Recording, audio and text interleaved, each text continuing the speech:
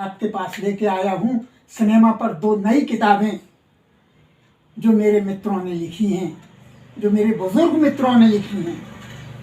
बुजुर्ग मित्र मतलब मुझसे तो उम्र में कुछ थोड़े बहुत कम ही है उनकी उम्र, परंतु हाँ, एक 75 साल के हैं और एक 68 साल के, और दोनों ही बड़े सुनाम व्यक्ति हैं और जो सोशल मीडिया के जानकार लोग हैं वो तो उन्हें ज़रूर ही जानते हैं।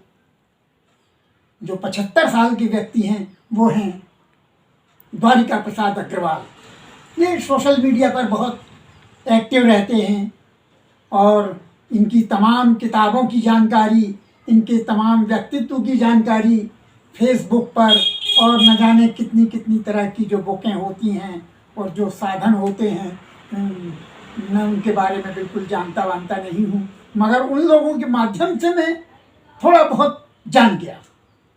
तो उनकी बहुत धूमधाम है और लोग उन्हें बहुत पसंद करते हैं। वो बहुत उम्दा लिखते हैं और ऐसी जुबान में लिखते हैं जो सब तुरंत उसको अपने साथ जोड़ लेते हैं। उस जुबान से लोग बहुत मोहब्बत करते हैं। उन्हें तरह तरह के राय अपनी भेजते रहते हैं और इसी सोशल मीडिया ने किसी में मेरी जान पहचान उनसे 5-7 साल पहले, इतना ही होगा लगभग, करा दी थी। मैं उनको जानता नहीं था। ये मत समझिए कि मैं उन्हें अग्रवाल होने के नाते जानता हूँ। अग्रवाल होने के नाते तो शायद मैं आज तक किसी को जान ही नहीं सका, परंतु हाँ, उनको भी नहीं जानता और लेखक होने के नाते भी नहीं जानता। मैं जानता भी नहीं था कि वो लिखते हैं कि नहीं, मगर जो मेरे दोस्त हैं, जो नए ज़माने के लोग हैं, जो सोशल मीडिया पर बहुत एक्टिव रहते हैं, उन्होंने मेरा परिचय द्वारिका प्रसाद जी अग्रवाल से करवा दिया।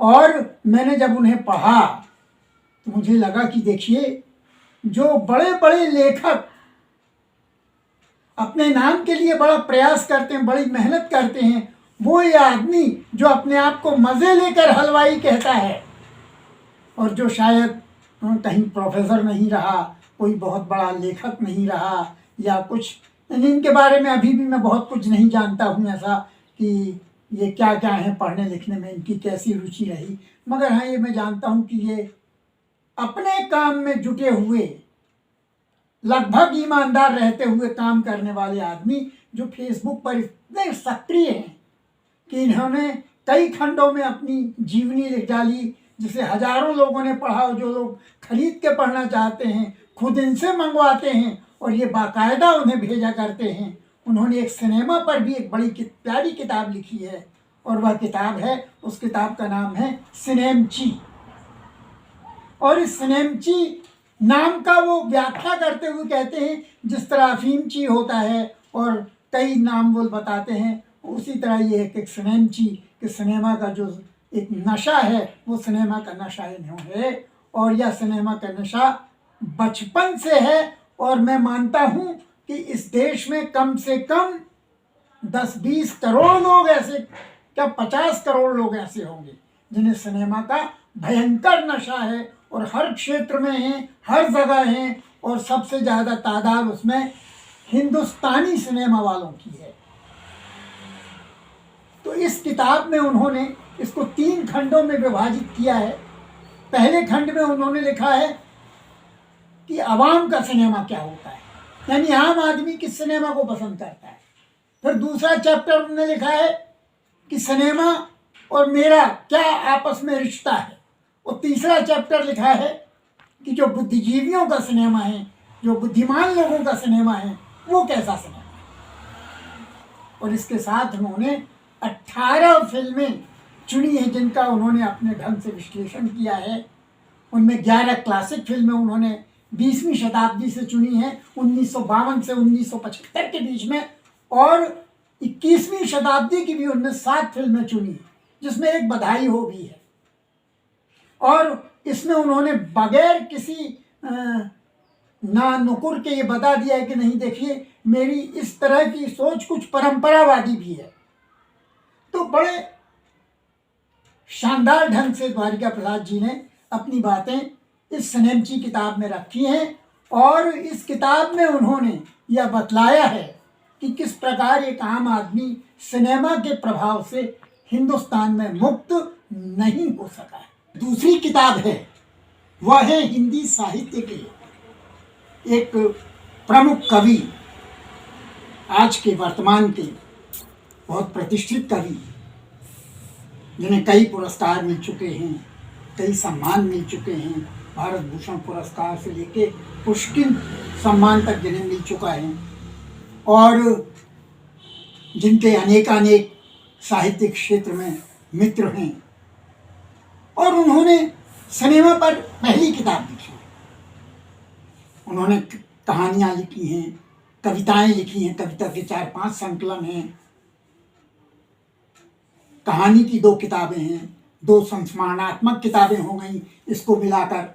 इसके पहले उनकी एक किताब संस्मरण की, जैसा मैंने जीवन देखा, वो भी है।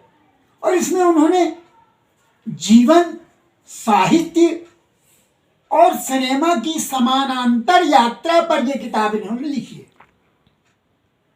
और इसमें एक बात और जुड़ गई, इनकी नौकरी, जो नौकरी इनके सिनेमा प्रेम के साथ साथ नौकरी भी सिनेमा के साथ ही जुड़ गई। ये मनोरंजन कर अधिकारी हो गए उत्तर प्रदेश सरकार में। तो एक तरह से उत्तर प्रदेश सरकार का भी एक ब्यूरोक्रेसी का भी एक अंग हो गए। तो ब्यूरोक्रेसी के बारे में भी उन्होंने लिखा है, फिल्मों के बारे में भी उन्होंने लिखा है, फिल्मों के बदलते हुए सामाजिक चरित्र के बारे में भी लिखा है। और एक साहित्यकार की सिनेमा प्रेम की कहानी इस तरह लिखी है कि वो आपको आंदोलित करेगी, वो आपको प्रेरित करेगी और आपको बहुत सारे लेखकों के बारे में बतलाएगी।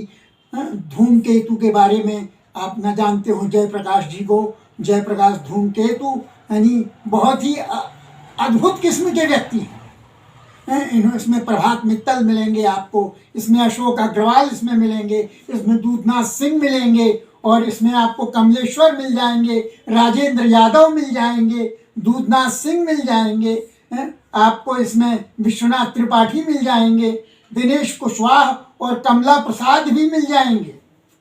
और ये तो छोड़ दीजिए दोस्तों, मेरे बहुत प्यारे दोस्त नईम साहब इसमें मिल जाएंगे, जो लगभग हर दूसरे तीसरे दिन मुझे चिट्ठियां लिखते थे और जिनकी 200-400 चिट्ठियां मैंने उनकी बेटी समीरा को, डॉक्टर समीरा नईम को मैंने दे दी थी कि आप छापना चाहती हैं उनकी चिट्ठियां तो छाप दीजिए इसमें।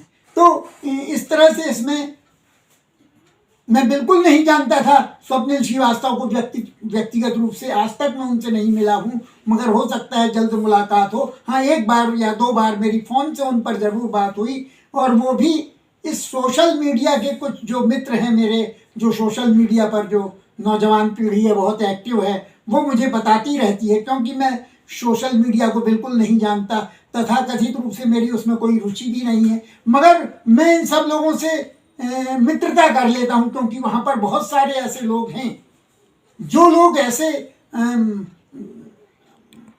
शक्कर और दूध की तरह घुल मिल जाते हैं, और ऐसे ऐसे अद्भुत व्यक्ति मिल जाते हैं। तो मुझे सोशल मीडिया का यही भर एक बड़ा प्रभावशाली पक्ष लगता है, और उसमें स्वप्निल जी मेरे नज़दीक आए। मैं उन्हें साहित्य के जरिए तो नहीं जान सका, उन लोगों के जरिए भी नहीं जान सका जिनका उन्होंने वर्णन किया, और अधिकांश उनमें से मेरे भी मित्र हैं।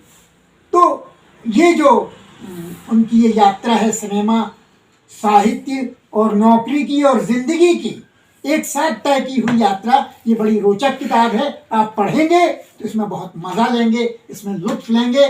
मैंने पूरा पढ़ा, इसे मैंने परसों ही पाया और कल मैंने इसे पढ़ना शुरू किया, और कल रात को ही इसे पूरा पढ़ लिया। ये दिलचस्प किताब है। हाँ भाई साहब, कुछ थोड़ी बहुत गड़बड़ियाँ हैं भाषा की, प्रूफ की और वाक्य विन्यास की, तो वो भुला दीजिएगा, क्योंकि उसको सुधारते हुए पढ़िए, क्योंकि ये मुश्किल है हिंदी में प्रकाशन व्यवसाय की। तो ऐसी बड़े बड़े प्रकाशन संस्थानों से गड़बड़ियाँ होती हैं, फिर ये तो प्रयागराज की धार्मिक नगरी से छपी हुई किताबें हैं, इनमें तो हो ही सकती है। धन्यवाद।